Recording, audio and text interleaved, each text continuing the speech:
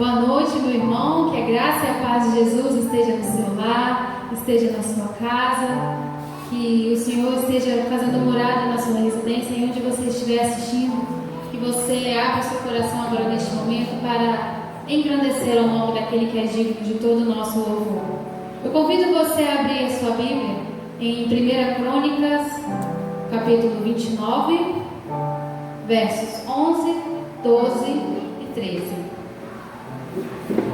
Teus, ó Senhor, são a grandeza, o poder, a glória, a majestade e o esplendor, pois tudo que há nos céus e na terra é teu.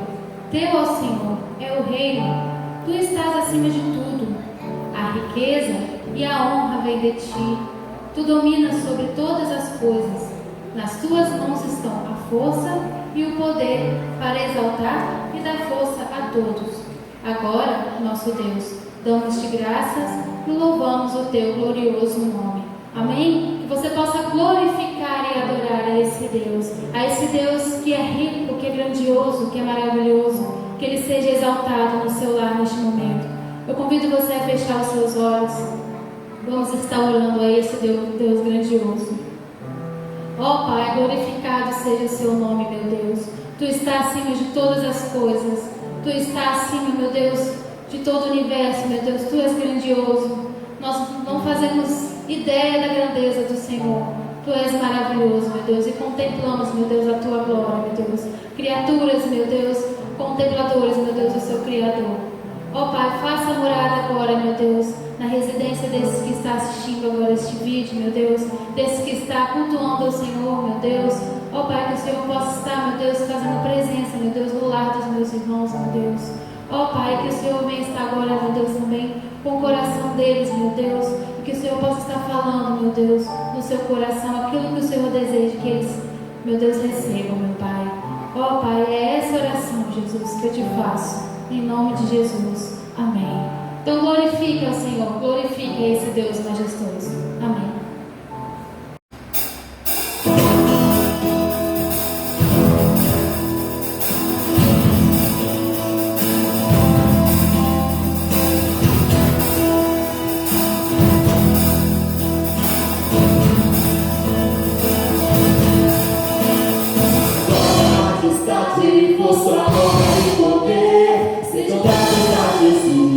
Soberano em os céus, sua morte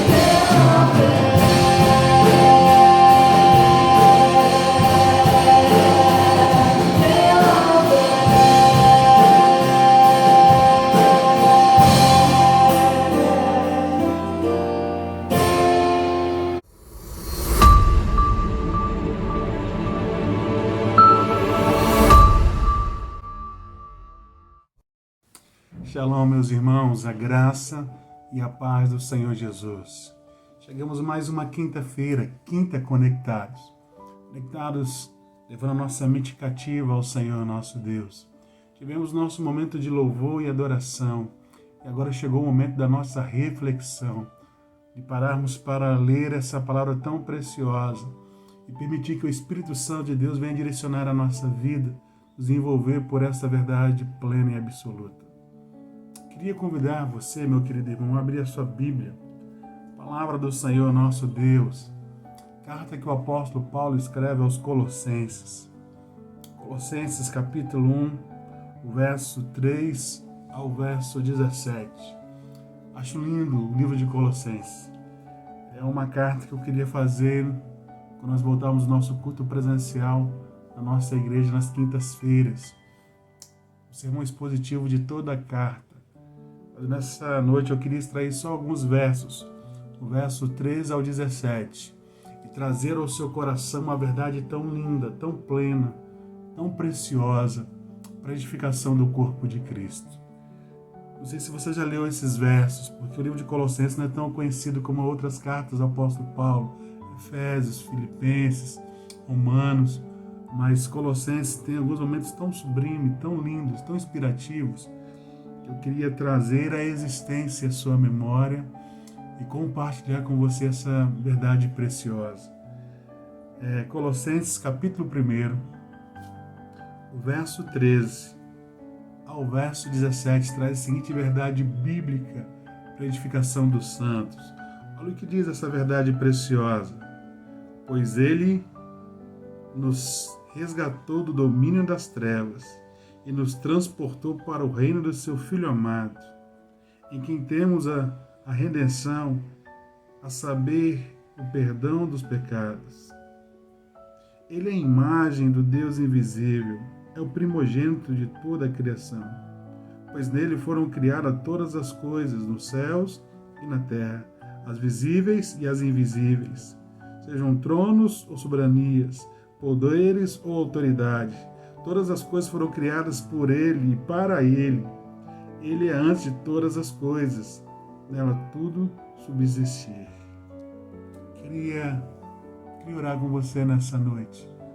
Senhor, nosso Deus, nosso Pai, muito obrigado por ler esses versos tão preciosos para a edificação da Tua igreja.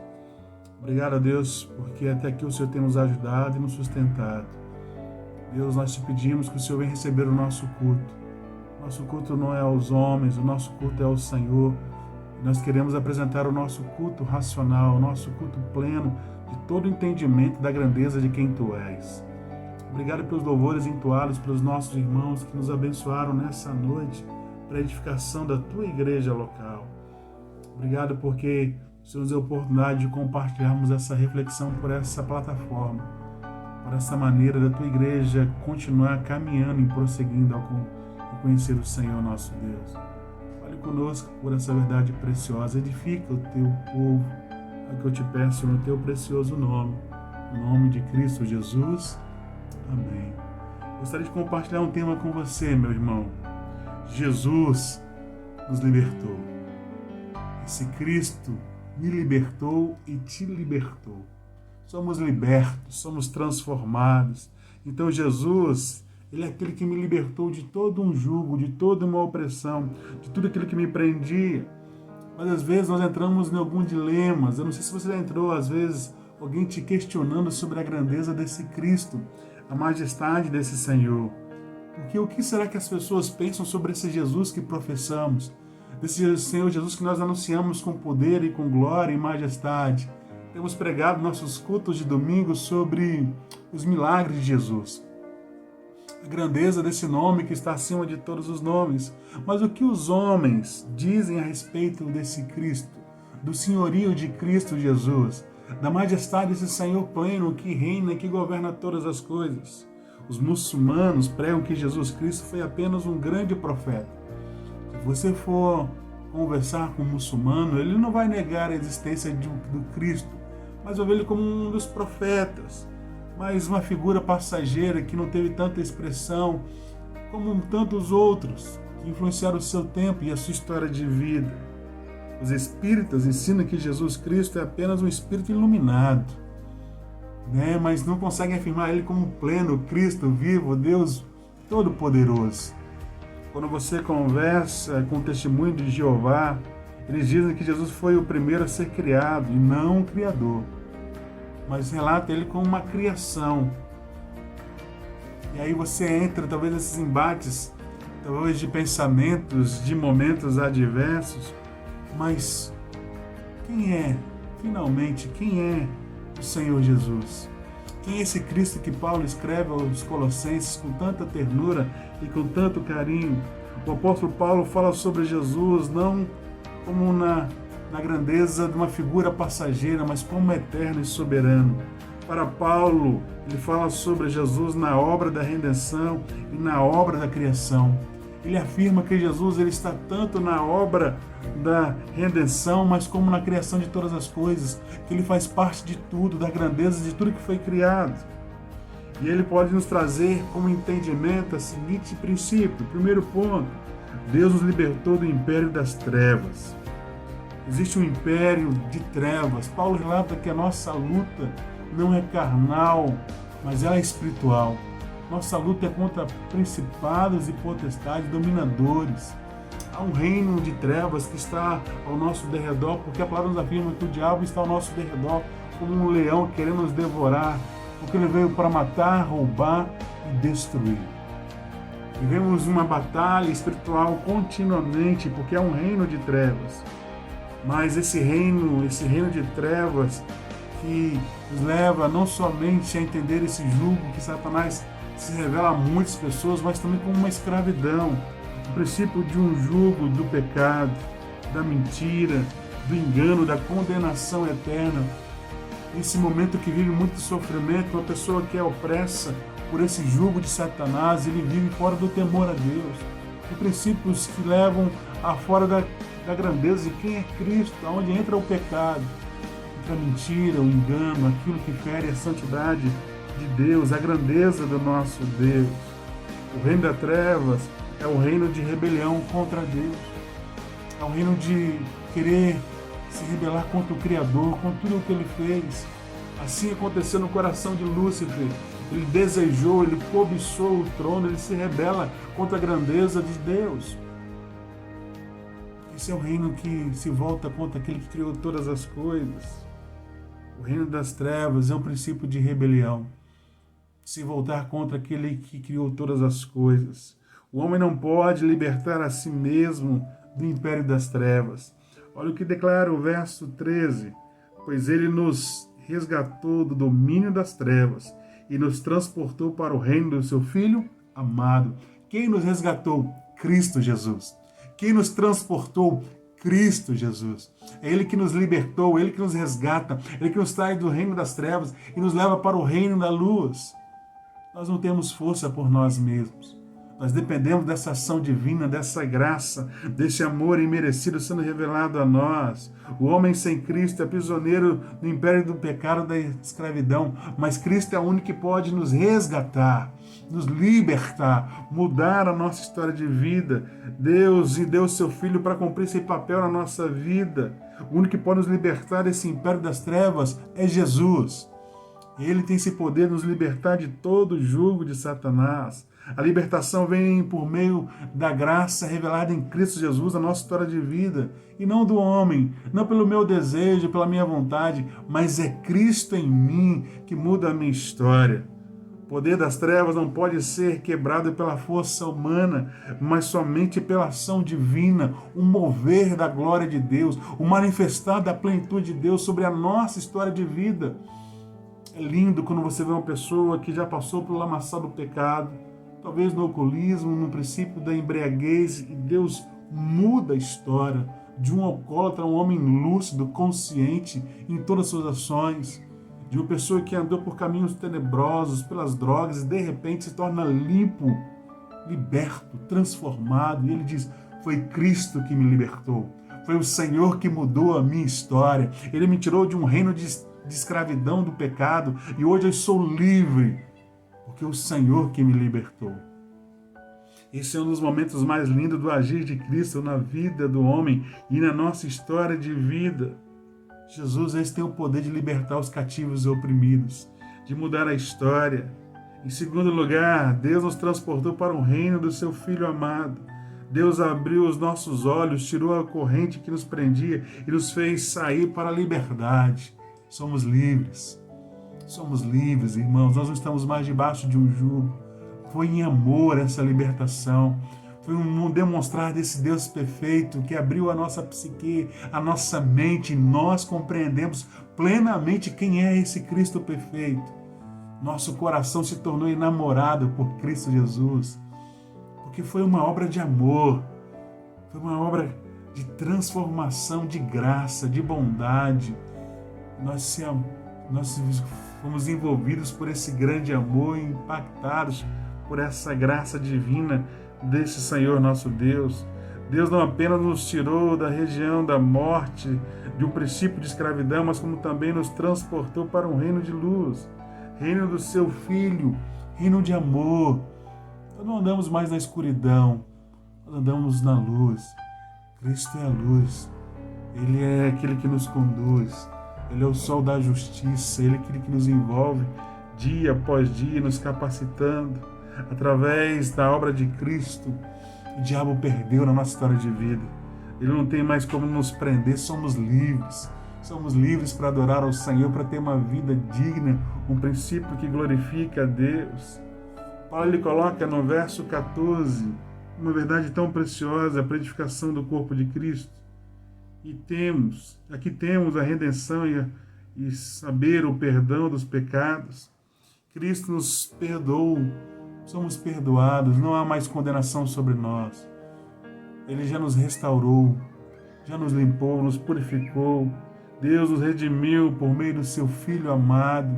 O sangue de Cristo nos purifica de todo pecado. Deus nos comprou com alto preço para que nós possamos entender essa graça. Ele nos comprou com seu sangue, sangue de um inocente naquela cruz. Somos literalmente restaurados por Cristo Jesus. Deus pagou um alto preço pela redenção, dando seu Filho por mim e por você.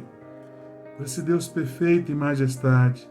Deus nos comprou não com prata ou ouro, ou com bem perecível que se passa, mas nos comprou, nos resgatou com sangue precioso de um inocente. Foi feito um alto preço para que nós possamos entender a grandeza desse Deus perfeito e majestade. Fomos comprados por amor, pelo santo amor. Deus nos perdoou por intermédio de Jesus. O perdão removeu a barreira entre Deus e o homem. Temos livre acesso. Cristo disse, Pai, perdoem porque não sabem o que fazem. Isso abriu esse caminho para encontrarmos com Deus. Não há condenação, não há acusação. Somos livres para ter livre acesso a esse Deus perfeito em bondade e majestade. A igreja é a comunidade dos perdoados. Nós se encontramos porque Deus nos perdoou, querido. Estamos nos cultos congregacionais é porque entendemos que Cristo nos perdoou. Somos perdoados por Deus.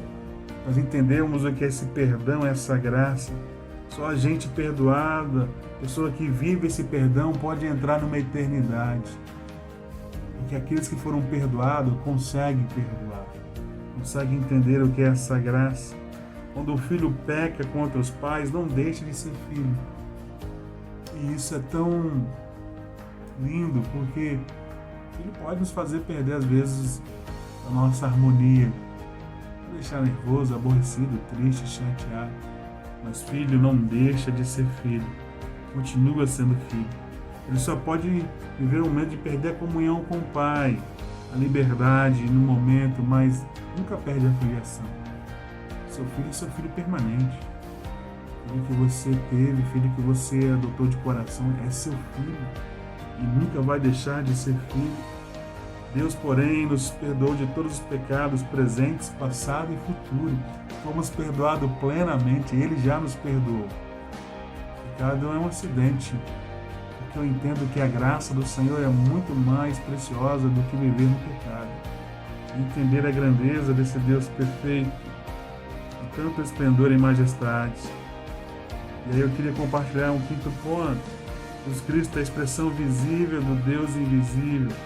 A grandeza desse Deus, eu acho lindo esses versos. O verso 15, ele é a imagem do Deus invisível, o primogênito de toda a criação. Paulo relata que Jesus é o único que tem todo o poder na terra e no céu. E esse Cristo está acima de todas as coisas. E Paulo consegue afirmar que Jesus é a imagem desse Deus invisível, que os homens tentam querer saber como é esse Deus. Jesus declara em João 10:30, eu e o Pai somos um. Mesma grandeza, quando quem vê o Pai vê o Filho e consegue entender quem Ele é e a majestade do que Ele é. Jesus é o único que pode nos levar da terra ao céu e a entender o que é isso. Eu acho fantástico, sabe, querido? Quando você lê o Antigo Testamento, havia um dilema muito grande, principalmente quando o povo sai do Egito, queria saber quem era Deus e como era Deus. Quando eles fazem aquele bezerro de ouro, é porque esse era o contexto de um cativeiro. Foram muitos anos vendo imagem, então a mente assimilava isso, tem que ter uma imagem. Mas agora o Deus invisível se tornou visível, Cristo se tornou visível. Quando olhavam para Jesus, estavam vendo Deus, porque eles são um.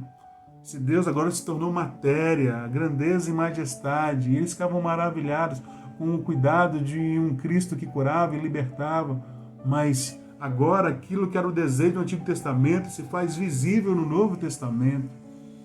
Esse Deus perfeito em graça, em amor eterno.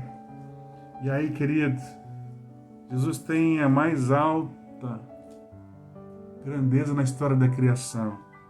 Ele é perfeito na história da criação. Ele é o primogênito da criação. Ele é o herdeiro, o governador de tudo. Ele é autoridade sobre todas as coisas. Tudo está sob o controle de Cristo Jesus. O nome dele está acima de todos os nomes. Jesus Cristo é a fonte da criação. Paulo diz, pois nele foram criadas todas as coisas, no céu e sobre a terra, as visíveis e as invisíveis. Paulo afirma que tudo foi feito debaixo do querer dele. Ele já faz parte de tudo. Ele faz parte da criação. Façamos o homem a nossa imagem e semelhança. Ele faz parte da história da criação.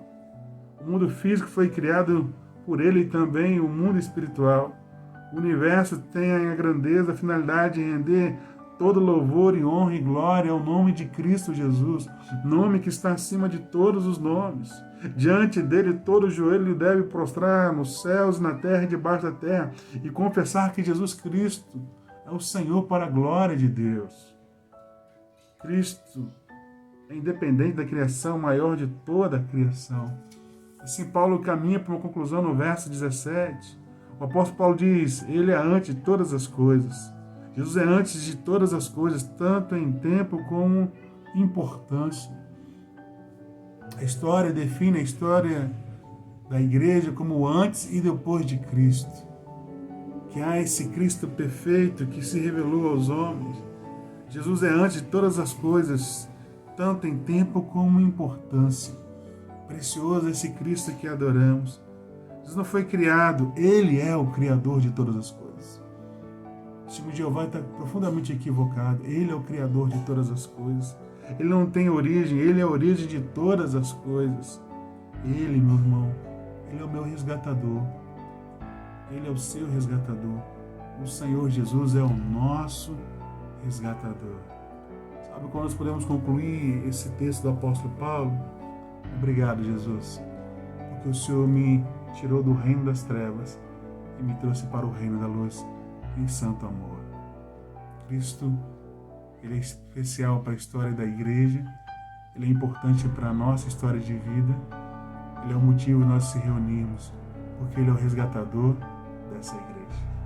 Queria orar com você, queria agradecer a grandeza desse Cristo que nos libertou e que nos trouxe para o reino da luz. Senhor Jesus, obrigado porque o teu sangue derramado naquela cruz nos libertou de todo o principado e toda potestade. Somos libertos, transformados no teu nome. O Senhor nos tirou de um reino de trevas, de escravidão, de domínio de escravidão e nos transportou no seu santo amor para o reino da luz. Obrigado por esse santo amor. Obrigado por esse grande amor, infinito amor. Deus, que os meus irmãos que ouviram essa reflexão possam entender a grandeza de quem Tu és. O Senhor, o Deus invisível que o Senhor tornou visível. Obrigado, Jesus, por todas as coisas. Obrigado porque o Senhor é e era e há sempre de ser o Senhor da nossa salvação. Abençoe os meus irmãos, abençoe a Igreja Batista em Santana, abençoe quem está participando desse culto. Abençoe, Deus, essa semana até chegar nesse domingo. Nos conduza, ó Deus, pelas suas veredas.